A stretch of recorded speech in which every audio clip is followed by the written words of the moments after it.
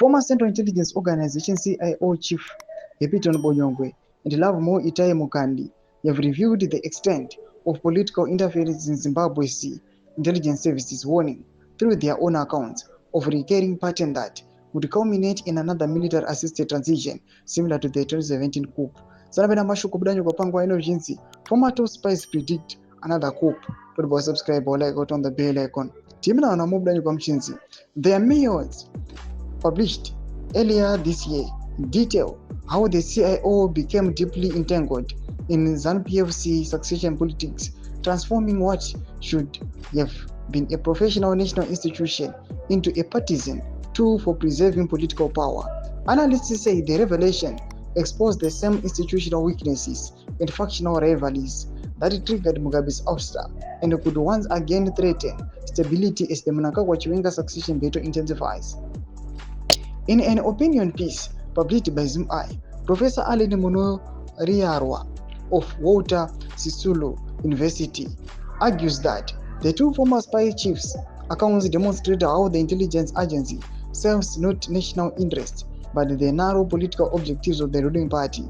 He warns that the ongoing infiltration of state security structures into internal ZANU-PF conflicts echoes the same patterns that preceded the 2017 coup, reflecting what he terms institutional capture and parallel intelligence operations. Below is a abridged vision of Professor Munoriarwa's opinion piece.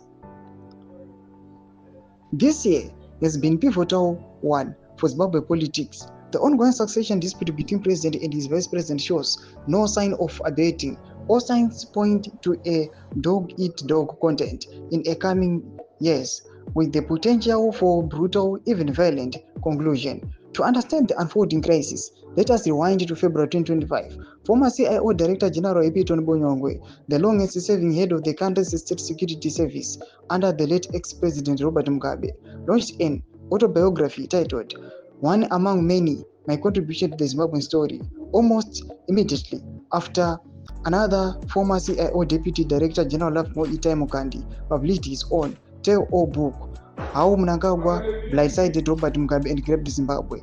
It now seems fashionable for former spy chiefs to document their organizational experiences.